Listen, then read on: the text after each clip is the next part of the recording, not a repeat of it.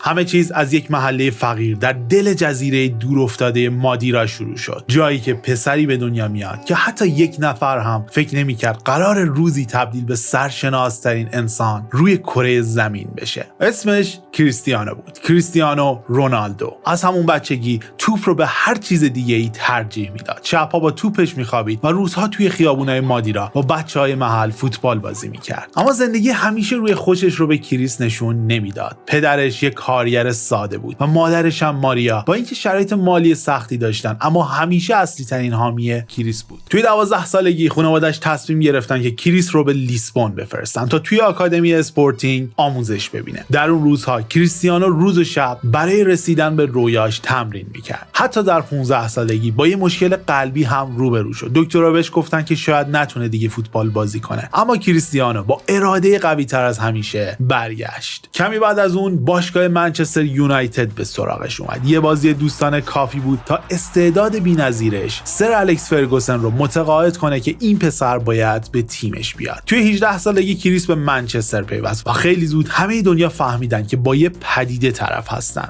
اما این فقط شروع ماجرا بود. توی منچستر با پشت کار و تلاش بی‌پایان کریس قهرمانی‌ها و دستاوردهای بزرگی رو تجربه کرد. اما در همین دوران اون با یکی از سخت‌ترین لحظات زندگیش هم روبرو میشه. مرگ پدرش در سال 2005 ضربه سنگینی رو بهش وارد میکنه. ولی کریس تصمیم گرفت که با تمام وجود بجنگه و یاد پدرش رو با موفقیت‌های بیشتر زنده نگه داره که مهمترینش توی سال 2008 اتفاق میفته، جایی که اون با کمک هم‌تیمیاش وین رونی و پل اسکول تونستن قهرمان اروپا و انگلیس بشن و در نهایت اون سال اولین توپ طلای خودش رو به دست آورد. اینجا بود که کریس متوجه شد زمانه ماجراجویی جدید فرا رسیده. پیشنهاد مادرید و آقای پرز کریس رو وادار کرد تا به مادرید بره. در مادرید با درخشش فوق‌العاده‌اش و به ثمر رسوندن 451 گل، 4 قهرمانی اروپا و 4 توپ طلای دیگه تبدیل به اسطوره کهکشانی‌ها شد. اما قطعاً زندگی فقط فوتبال نبود. در همین دوران کریس بعد از رابطه ناموفقش با مدل جذاب ایرینا شیک با عشق واقعی زندگیش یعنی جورجینا رودریگز آشنا میشه. جورجینا نه تنها در کنار کریس بود بلکه نقش مهمی در ایجاد و حمایت از خانواده‌اش داشت. حالا کریس پدر 5 فرزنده و عاشق خانواده‌شه. اما بعد از دوران طلایی در مادرید به یوونتوس پیوست. اونجا هم تونست سری آ رو فتح کنه و نشون داد که هر جا بره همیشه برنده است. بعد از چند سال در سال 2021 دوباره به منچستر یونایتد برگشت، اما این بار به شیرینی بار اول نبود و با چالش‌های هم روبرو شد و رونالدو تصمیم گرفت که مسیر جدید رو دنبال کنه. النصر عربستان. هرچند این بار در لیگی متفاوت بازی می‌کرد ولی باز هم نشون داد که سن فقط یه عدده. رونالدو همچنان به فتح رکوردها ادامه میده و نشون میده که حتی در سالهای پایانی حرفش هم میتونه درخششی غیر قابل تصور داشته باشه.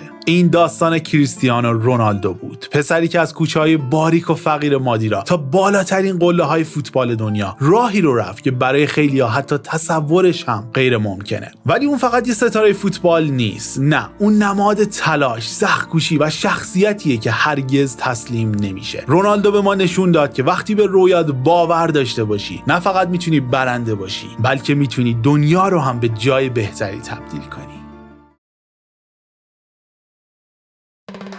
آرژانتین، روزاریو، جایی که فوتبال چیزی فراتر از یک ورزشه بلکه هم یه فرهنگ، یه هویت و سبک زندگیه. توی همین شهر پسری به اسم لیونل به دنیا میاد، کسی که از همون کودکی فوتبال رو نه فقط با پاهاش بلکه با قلبش بازی میکرد. لئو توی خانواده کارگر و اصیل با ریشه‌های ایتالیایی و کاتالانی بزرگ شد، ولی لئو فقط پدر و مادرش رو کنار خودش نداشت. مادر بزرگش سیلیا هم که عاشق فوتبال بود بزرگترین حامیش بود. در واقع این مادر بزرگش بود که لئو رو توی 4 سالگی به اولین تیم محلی به اسم گراندولی برد، جایی که استعداد بی‌نظیرش خیلی زود برای همه آشکار شد. اما زندگی برای مسی کوچولو ساده نبود. در 10 سالگی معلوم شد مشکل هورمونی داره و شاید قدش هیچ وقت بلند نشه، چیزی که میتونست تمام رویاهای فوتبالیش رو برای همیشه نابود کنه. اما روحیه جنگجو و اراده لئو هیچ وقت اجازه نداد تسلیم بشه. با کمک پدرش و مربی‌ها با جدیت تمرین کرد و با همون اون قد کوتاه و جثه کوچیکش، تکنیک و سرعتش همه رو شگفت زده کرد، از جمله استعدادیاب‌های باشگاه بزرگی به اسم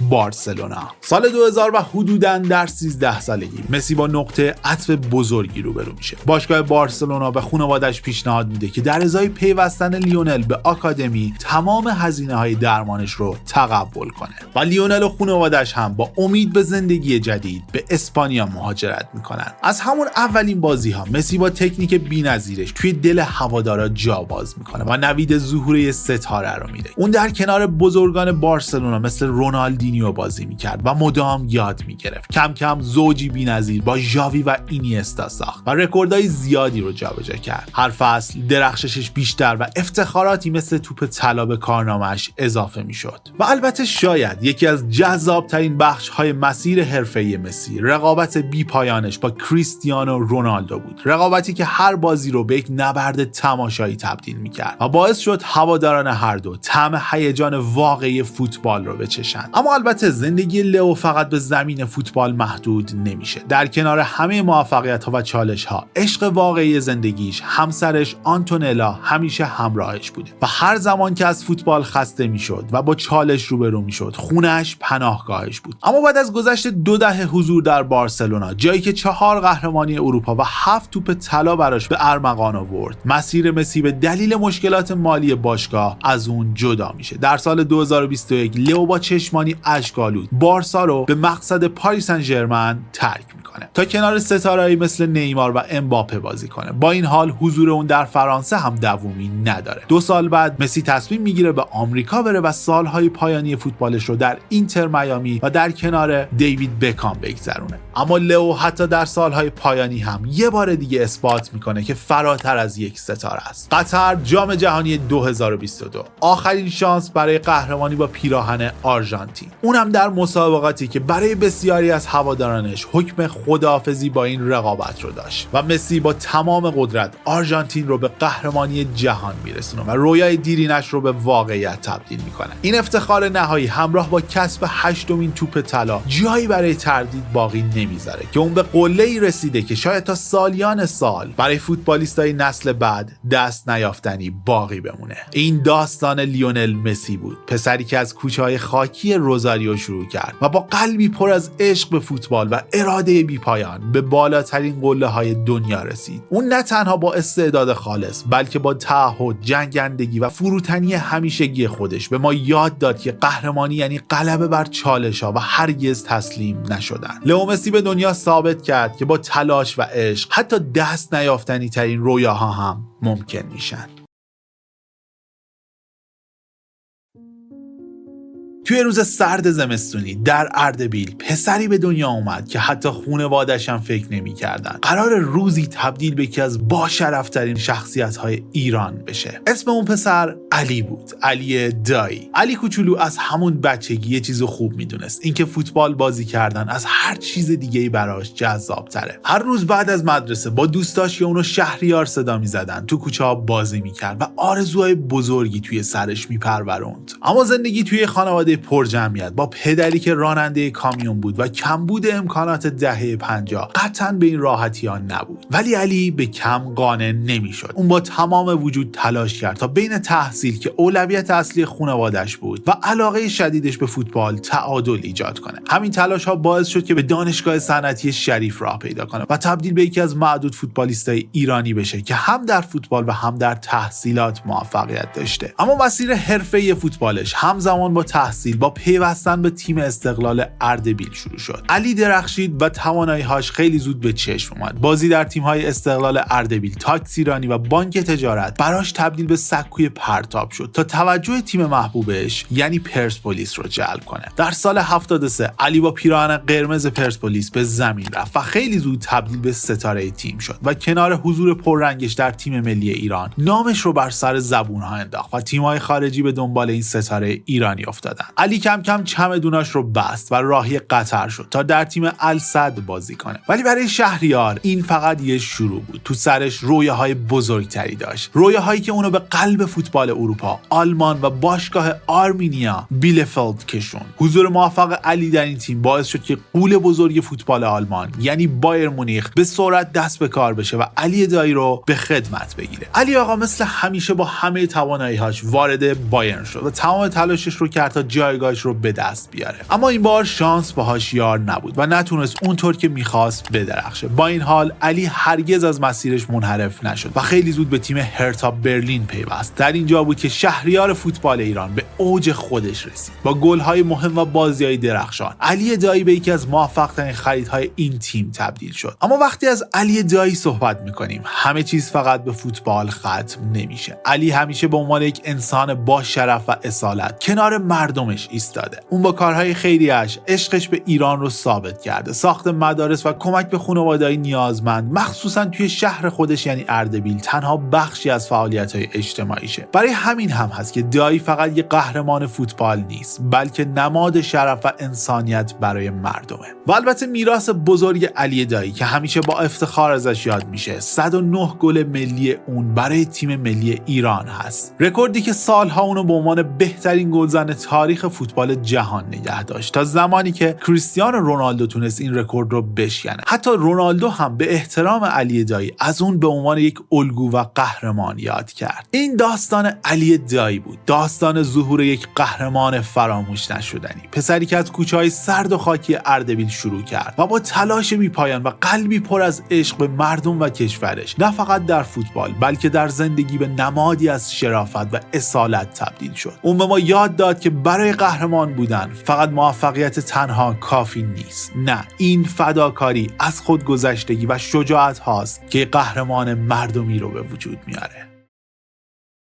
همه چیز از کوچه های خاکی بوشهر شروع شد، جایی که مهدی کوچولوی قصه ما، پسرکی پر انرژی و عاشق فوتبال، کل روز تو کوچه پس کوچه ها میدوید و بازی میکرد. خورشید خوزستان داغ‌تر از همیشه میتابید، ولی مهدی انگار گرما رو حس نمیکرد. تمام فکرش به یه چیز بود: چطور میتونم توپ رو گل کنم. هر لحظه از اون روزا عشق به فوتبال در وجودش فوران میکرد. یه روز مهدی با یه حرکت تکنیکی توپ رو از کنار چند تا بچه دیگه رد کرد و یه گل قشنگ زد. پیرمرد بقال سر کوچه که همیشه بازیاشو نگاه میکرد با خنده گفت: پسرم، یه روز تو رو تو اروپا میبینم. مهدی هم با خنده جواب داد: اروپا؟ همینجا تو بوشهر هم خوبه عمو جون. ولی خب زندگی همیشه طبق برنامه پیش نمیره، مگه نه؟ مهدی از بچگی مشخص بود که یه استعداد خاص داره. وقتی به تیم شاهین بوشهر پیوست، همه به سرعت فهمیدن که این پسر یه بازیکن معمولی نیست. تو هر بازی با پاهای سریع و تکنیکایی که مثل جادو بود، همه رو حیرت زده میکرد. اما مهدی از همون اول به کم راضی نبود. دلش میخواست خودش رو به تیم‌های بزرگتر و چالش‌های جدیدتر نشون بده و اینجوری بود که پاهاش به پرسپولیس باز شد. تو پرسپولیس دیگه هیچ کس نمیتونست جلوش رو بگیره. تو هر بازی مثل طوفان روی زمین میدوید و با گل‌ها و پاس‌های درخشانش، مخصوصا تو دربی‌ها، حسابی دل هوادارا رو میبرد. یادم یکی از اون روزا که مهدی تو آزادی یه گل تماشایی زد، یه هوادار بلند داد زد: این پسر قرار نیست اینجا بمونه، اینجا براش کوچیکه. و راستم میگفت بنده خدا. اما مهدی فقط توی پرسپولیس درخشان نبود. حضورش در تیم ملی ایران هم تحسین همه رو برانگیخت. توی مسابقات مقدماتی جام جهانی با گل‌های حساس و پاس‌های بی‌نقصش نقش مهمی در صعود تیم ملی به جام جهانی داشت. هواداران ایران حالا نه فقط یه بازیکن باشگاهی بلکه یه قهرمان ملی داشتن. همه می‌دونستن که این پسر جوان قراره به زودی قدم‌های بزرگی برداره. و اما بالاخره در سال 2019 وقتی پیشنهاد تیم ریو آوه از پرتغال رسید، مهدی تصمیمش رو گرفت. زمان رفتن به اروپا فرا رسیده بود. مهدی بعد از حضور کوتاهش در القرافه قطر برای رسیدن به رویاهای بزرگتر به سمت پرتغال حرکت کرد. از همون اولین بازی‌ها برای ریو آوه با گل‌های زیبا و پاس‌های فوق‌العاده‌اش همه رو شگفت زده کرد. بعد از ریو آوه مقصد بعدی بزرگتر و پر افتخارتر بود: پورتو، یکی از بزرگترین باشگاه‌های پرتغال. حالا مهدی توی استادیوم‌های بزرگ اروپا بازی می‌کرد و هر بار که به زمین می‌رفت مثل ببر گرسنه به حریف‌ها حمله می‌کرد. درخشش مهدی همه رو متحیر کرده بود، اما یکی از بیاد ماندنی ترین لحظاتش در لیگ قهرمانان اروپا رقم خورد. اونم وقتی که با یه قیچی برگردون خیلی زیبا به چلسی گل زد. همه دنیا از این گل حرف می‌زدن، رسانه‌ها، طرفدارا، و بالاخره تابستون 2024 فرا رسید. مهدی به رویای بزرگش رسید: پیوستن به اینتر میلان. اینتر یکی از بزرگترین باشگاه‌های اروپا حالا خونه جدید مهدی بود. سری آ، لیگ معروف تاکتیک و فیزیک. چالش بعدیش وقتی مهدی با پیراهن آبی مشکی اینتر وارد زمین شد، انگار تمام لحظات کودکیش در کوچه پس کوچه های بوشهر همراهش بودن. اینتر حالا چشم به ستاره‌ای دوخته که از جنوب ایران بلند شد و به اوج فوتبال اروپا رسید. این جوون سواحل خلیج فارس میره برای زدن توپ.